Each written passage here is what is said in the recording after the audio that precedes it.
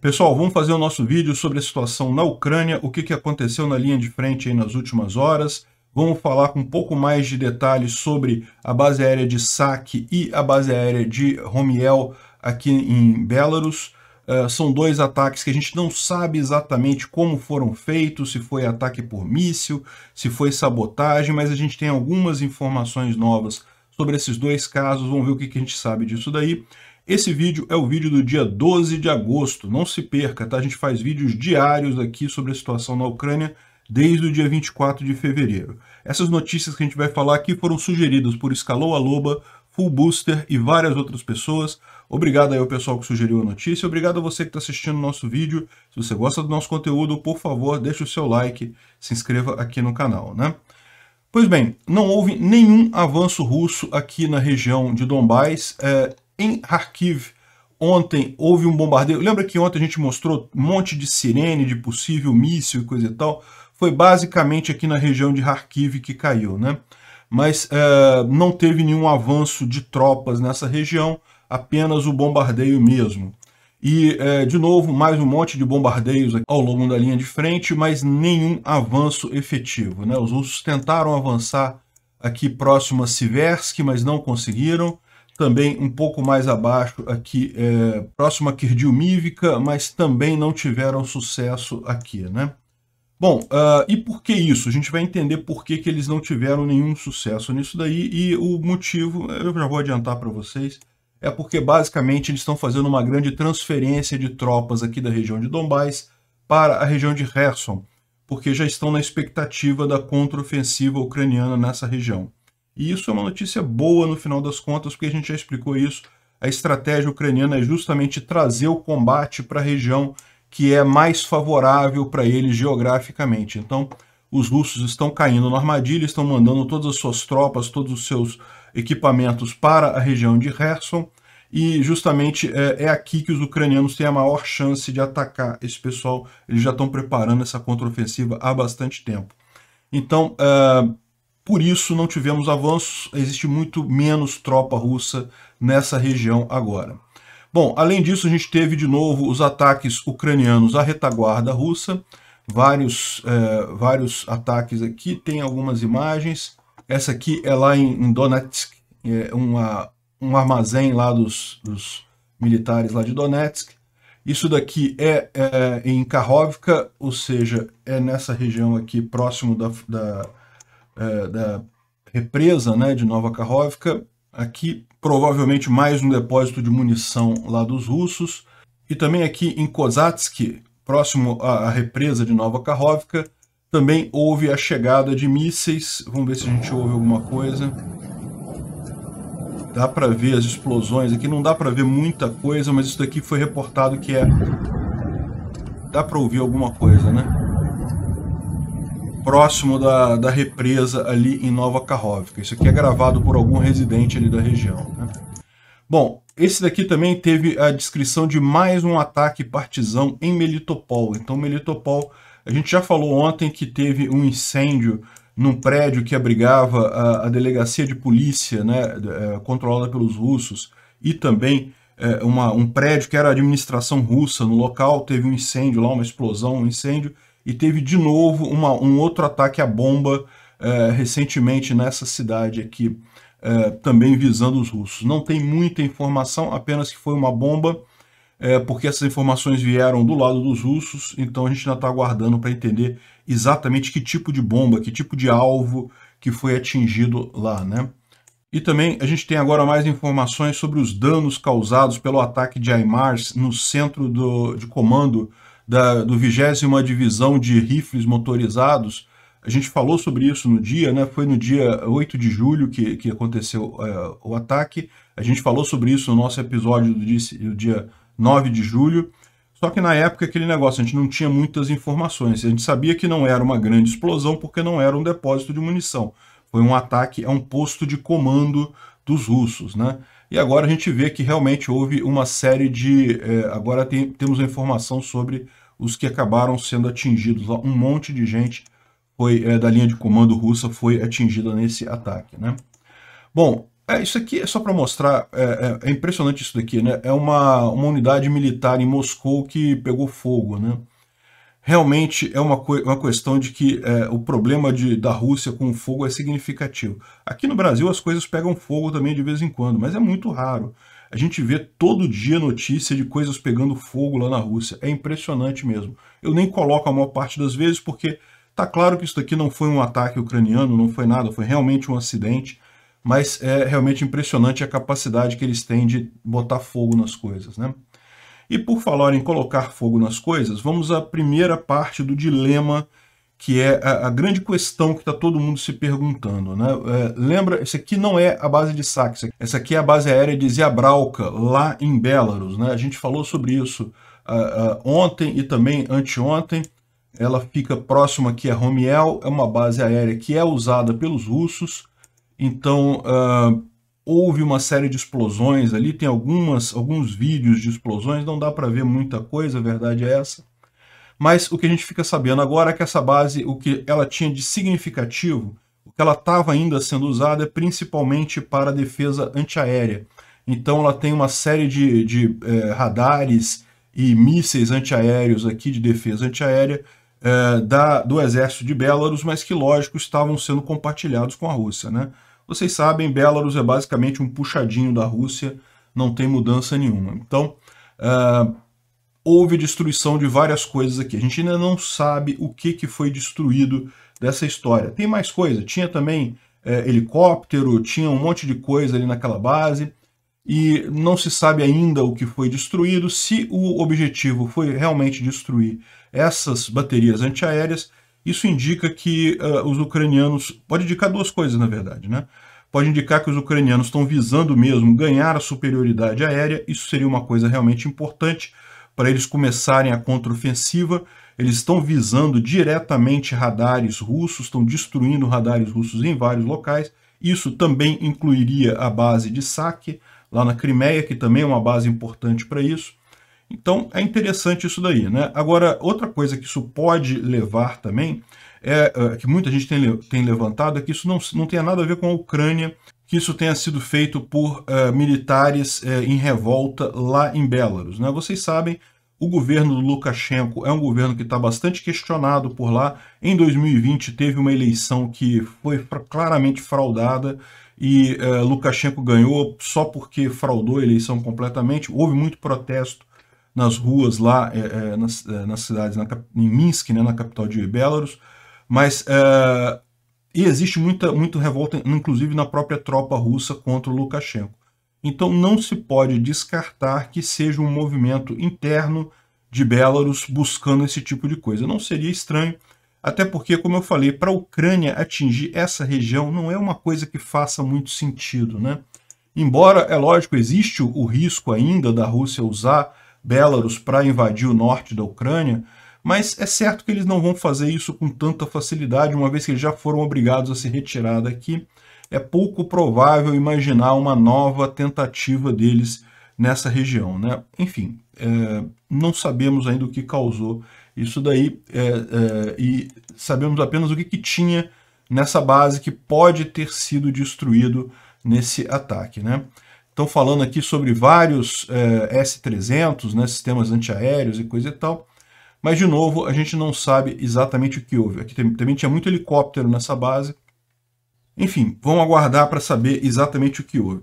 De novo, eu acho que é mais provável isso ter sido obra de pessoal lá de Belarus mesmo do que da Ucrânia. Mas, de qualquer forma, ajudou os ucranianos, porque tirou aí um pouco da defesa antiaérea da região, né? Aqui, o comandante do regimento, lá de Belarus, né, tá falando que realmente, que se Lukashenko resolver lutar contra a Ucrânia, que ele vai provavelmente ser recebido com revolta da tropa, sabotagem, e a tropa não vai querer ir para a guerra, né? Então, de fato, a situação em Belarus é muito pouco provável, não é um risco tão grande assim para a Ucrânia. É lógico, a Ucrânia acaba tendo que manter tropas mobilizadas na fronteira, né, para eventualidade disso acontecer, mas eu acho pouco provável que isso vá adiante de qualquer forma. Agora, outra grande dúvida que o pessoal tem é justamente lá na base aérea de Saki, lá na Crimeia, que vocês viram, a gente já falou nos dois últimos vídeos aqui, aquela base aérea que ficava em Novofedorivka e que houve várias explosões e coisa e tal. A gente tem a noção aqui de parte do que foi confirmado, destruído, então tem vários aviões aqui. Eles dizem que entre 9 e 14 aviões foram confirmados destruídos só pela visão aérea, né? É lógico, pode ter mais coisa, aquilo que eu mencionei para vocês. Esses aviões aqui que estão mais ou menos inteiros, não quer dizer que estejam inteiros de fato, porque como houve várias explosões próximas, é possível que eles tenham sido danificados, né? Enfim, a grande dúvida que o pessoal tem aqui é exatamente como foi feito esse ataque, né? E daí que entra uma série de possibilidades. A gente falou do Green 2, que é um foguete de longo alcance da Ucrânia, que poderia ter sido usado nesse caso, mas isso leva a algumas suspeitas também, ou seja, como é que as bases de S-400 que tem próximos ali, como é que os sistemas antiaéreos russos não detectaram, né? Eles sabem que existem sistemas antiaéreos russos aqui em Evpatoria e também aqui em Simferopol. Ou seja, esses dois sistemas que tem nessas duas cidades aqui seriam capazes de proteger essa base contra ataques de mísseis. Então, é muito estranho que teriam conseguido passar mísseis aqui. Além disso, existem algumas observações sobre o padrão de dano que você vê aqui, que eles lembram o seguinte, né? Dá para ver claramente que tem 4 grandes crateras, a gente já falou isso no vídeo de ontem, mas eles repararam o seguinte, repara como é que cada aeronave tem explosão, e no espaço entre a aeronave e a cratera você não vê muitos resquícios de danos.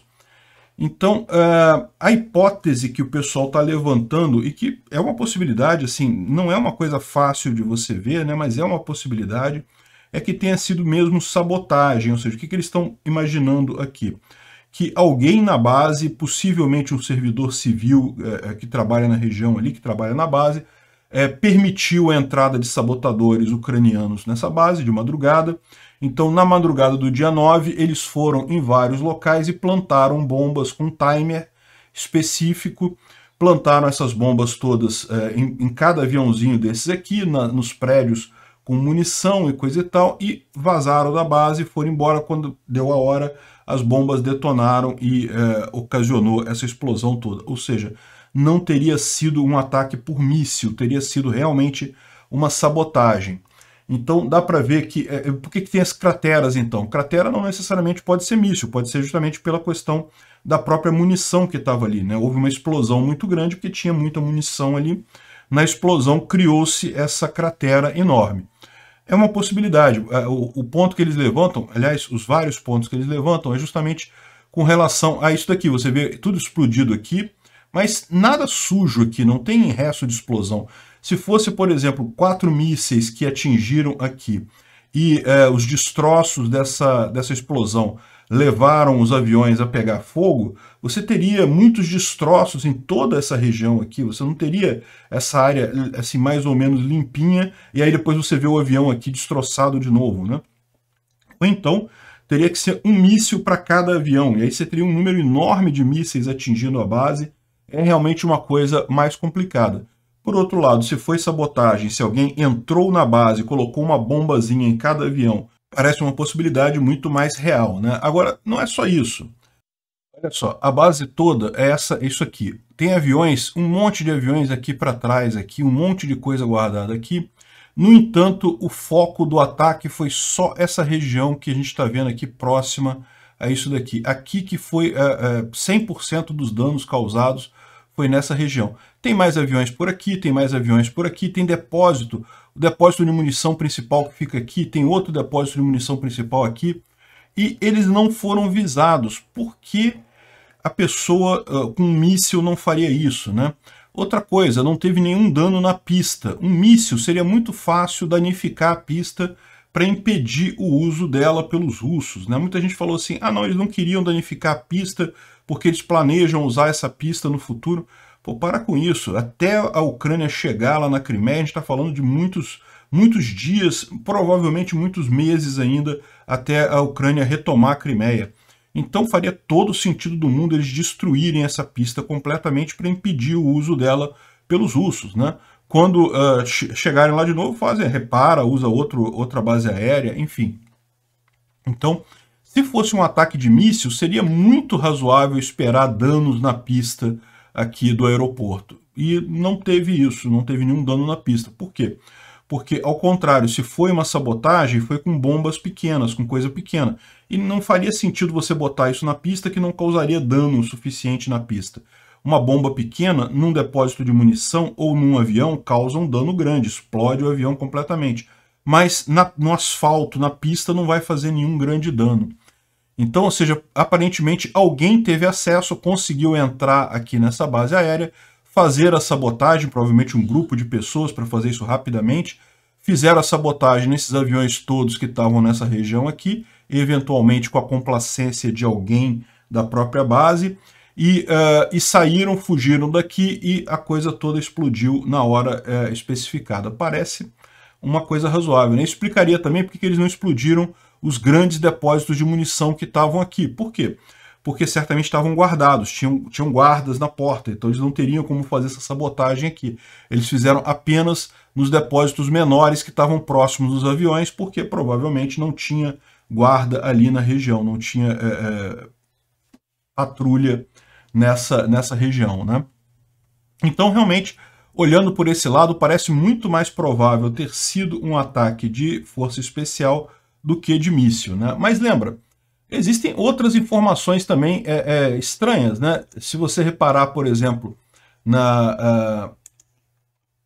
a distância, né, que ele fez, mas lembra como eu mencionei para vocês que eles já tinham atingido outras áreas aqui que estavam a uma distância maior do que a distância do GMLRS, né, que é aquele foguete do HIMARS.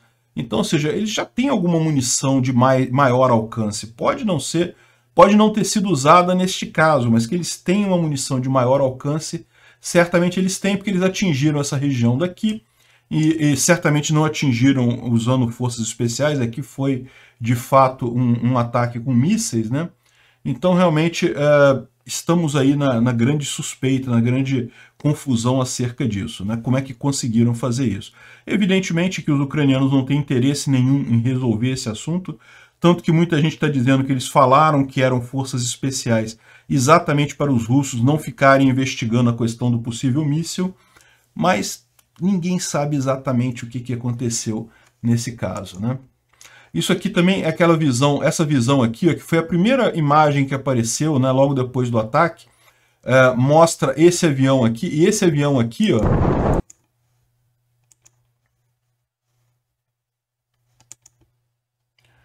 o pessoal já fez a geolocalização dele. Esse avião, ele estava bem aqui, vou ter que tirar minha cabeça de novo do lugar para vocês poderem ver.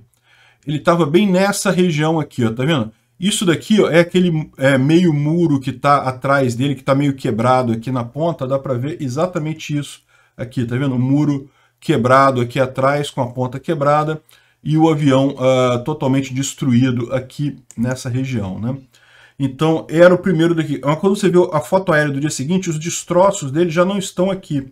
Então, é possível que os destroços dos outros aviões também tenham sido retirados daqui e eles tenham sido atingidos. Provavelmente esses 5 aviões aqui. Os outros 2 que teriam aqui também, de acordo com a foto anterior, não teriam sido atingidos, porque repara como não tem parte escura debaixo de onde deveriam estar esses aviões, né?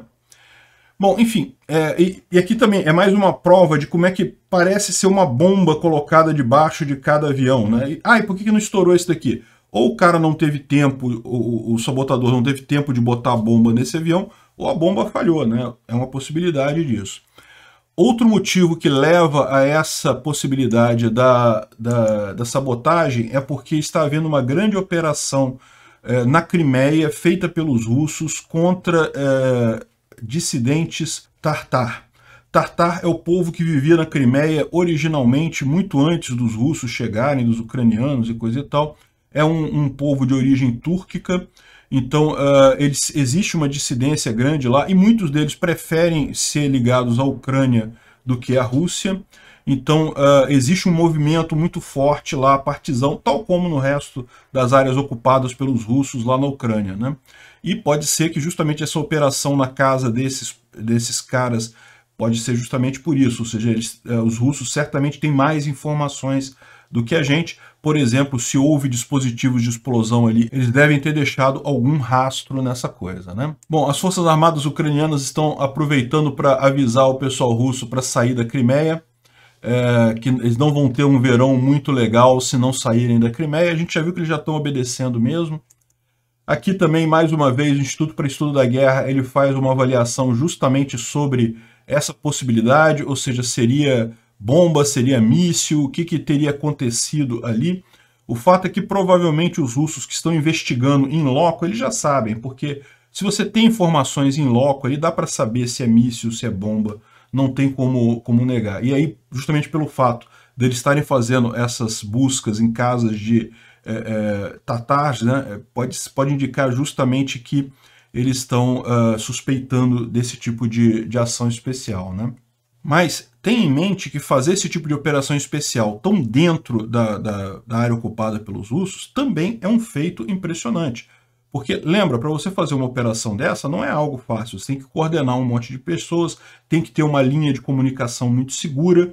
Então, o fato dos ucranianos terem conseguido fazer esse tipo de operação especial tão dentro do território ocupado pelo russo é tão preocupante quanto a Ucrânia ter foguetes com esse alcance. É tão preocupante para eles quanto isso, né?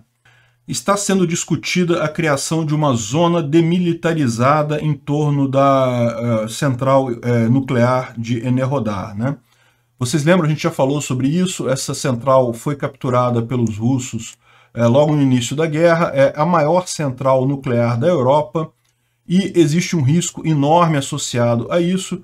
Os ucranianos eles chegaram a atingir algumas tropas russas que estão aqui, mas os ucranianos inevitavelmente só buscam atingir o pessoal aqui, muito longe do prédio das usinas em si.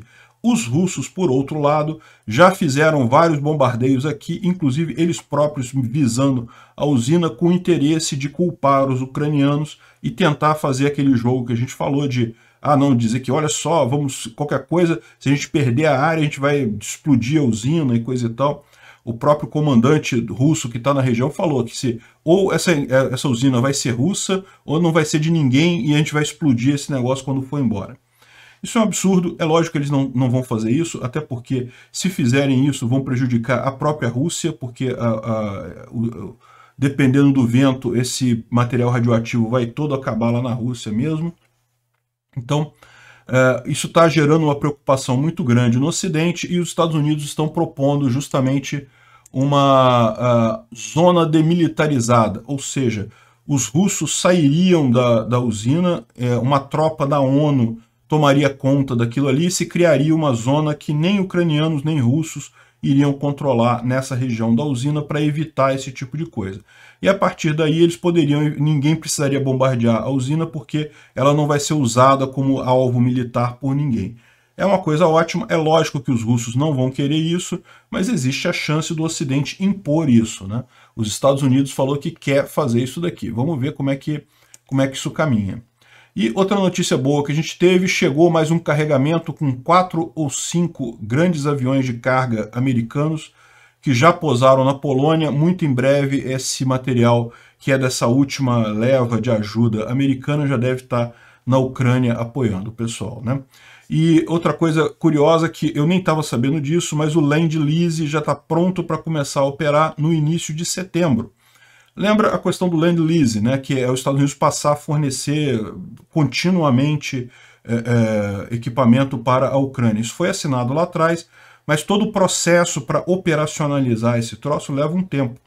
Então, na verdade, vai ser agora em setembro que vai começar a operar esse tipo de coisa. E isso dá uma dica que pode ser que, de fato, a Ucrânia esteja esperando esse momento para começar efetivamente a contraofensiva. Porque nessa situação ela vai ter muito mais capacidade, muito mais armamento, muito mais fornecimento a partir daí, né? Início de setembro, vamos ver como é que fica isso daí.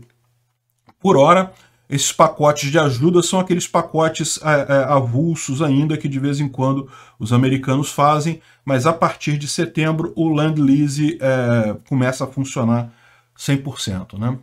E também a Ucrânia recebeu 3 M270, que são uma espécie de HIMARS maiorzão, né, com 12 mísseis ao invés de 6 mísseis, então mais 3 deles chegaram lá.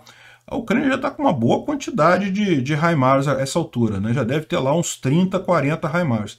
A expectativa deles é chegar a 100 no total, né? Mas vamos ver como é que isso caminha.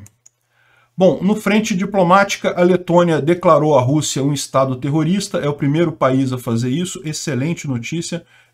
Eu acredito que todos os países deveriam chegar nisso daí, existem sanções grandes para isso, e, por exemplo, lá nos Estados Unidos, permitiria até os Estados Unidos invadir a Rússia a declaração de que a Rússia é um estado terrorista, né?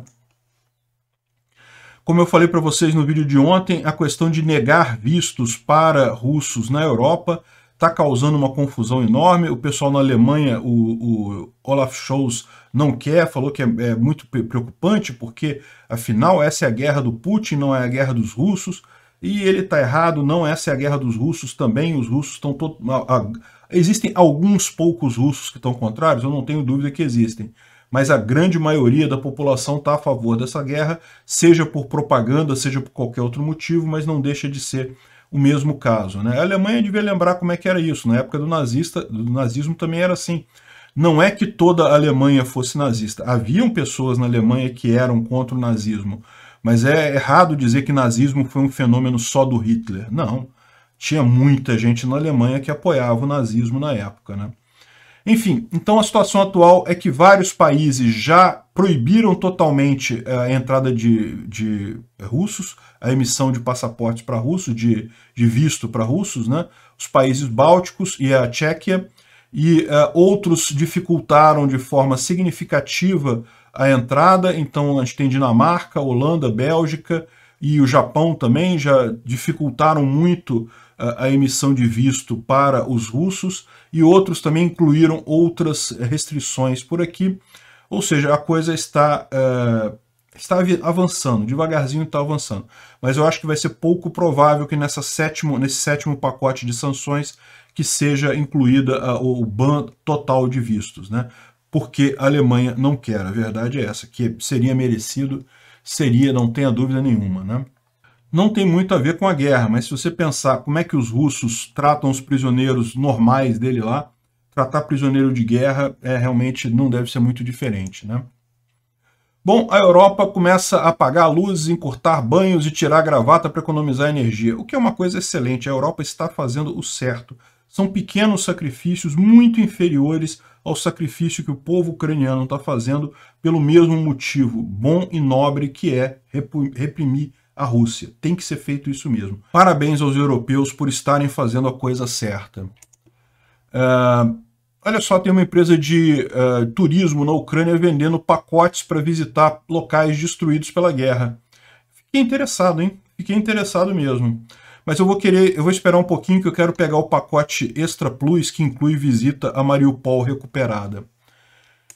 E o McDonald's vai reabrir os restaurantes na Ucrânia. O McDonald's também fechou os restaurantes dele na Ucrânia logo que começou a guerra, mas por motivo diferente da Rússia. Na Rússia, ele fechou os restaurantes por sanção. Na Ucrânia, por risco de segurança. Ele não queria manter os funcionários em uma situação de risco e coisa e tal, então ele fechou também as lojas na Ucrânia. Mas na Ucrânia, como você já tem uma boa parte do país em um estado de relativa segurança, o McDonald's vai começar a reabrir as lojas deles, principalmente no oeste da Ucrânia e em Kiev, na região de Kiev, já deve estar funcionamento normal, né? Que bom poder comer McDonald's em cirílico novamente. Obrigado por assistir o vídeo até o final. Além de curtir, compartilhar e se inscrever no canal, considere se tornar patrocinador com valores a partir de R$ 1,99. Clique no botão Seja Membro abaixo para saber as condições e vantagens de patrocinar o canal. Mais informações sobre o nosso projeto, visite nossos sites indicados na tela.